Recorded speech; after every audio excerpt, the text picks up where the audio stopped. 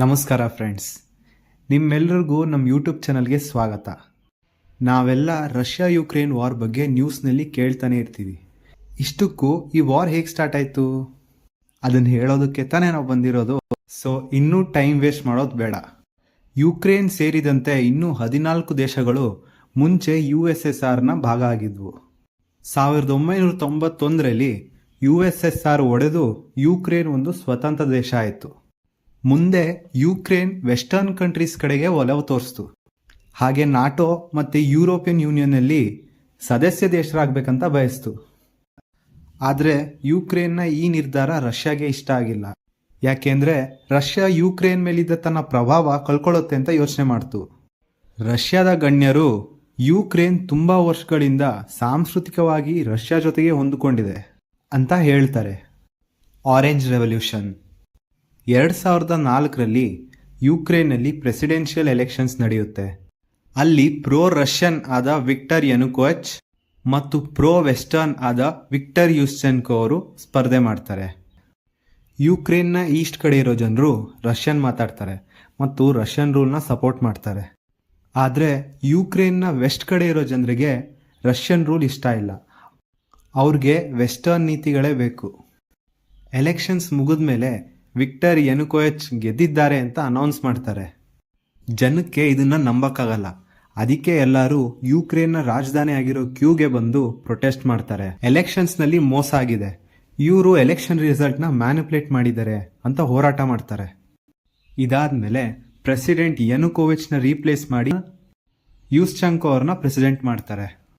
Natural gas crisis 2009 ಜನವರಿನಲ್ಲಿ Russia ಯುಕ್ರೇನ್ಗೆ supply ಮಾಡೋ ನ್ಯಾಚುರಲ್ ಗ್ಯಾಸ್ನ ಸ್ಟಾಪ್ ಮಾಡಿಬಿಡುತ್ತೆ. ಮುಂಚೆ ಯುಕ್ರೇನ್ನೇ ಬೇರೆ ಯುರೋಪಿಯನ್ ಕಂಟ್ರೀಸ್ಗೆ ನ್ಯಾಚುರಲ್ ಗ್ಯಾಸ್ನ ಸಪ್ಲೈ ಮಾಡ್ತಾ ಇತ್ತು. ಇದರಿಂದ ಯುಕ್ರೇನ್ಗೆ ತುಂಬಾ ಎಕನಾಮಿಕ್ ಲಾಸ್ ಆಗುತ್ತೆ.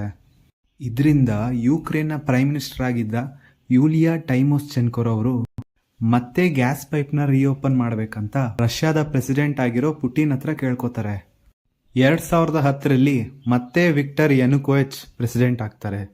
2013ರಲ್ಲಿ ಇವರು ಯುರೋಪಿಯನ್ ಯೂನಿಯನ್ ಜೊತೆ ಸೇರ್ಕೊಳ್ಳೋ ಅಗ್ರಿಮೆಂಟ್ನ ನಿಲ್ಲಿಸ್ಬಿಡ್ತಾರೆ. ಅದ್ರ ಬದಲು ವಾಪಸ್ ರಷ್ಯಾ ಜೊತೆನೇ ಜಾಸ್ತಿ ಸಂಬಂಧ ಬೆಳೆಸ್ಕೊಳ್ಳೋಕೆ ನೋಡ್ತಾರೆ. ಇದನ್ನ ನೋಡಿ ಯುಕ್ರೇನ್ ಜನರಿಗೆ ಕೋಪ ಬರುತ್ತೆ. ಅದಕ್ಕೆ ಅವರು ಮತ್ತೆ ಹೊರಗಡೆ ಬಂದು ಪ್ರೊಟೆಸ್ಟ್ ಮಾಡಕ್ಕೆ ಸ್ಟಾರ್ಟ್ ಮಾಡ್ತಾರೆ.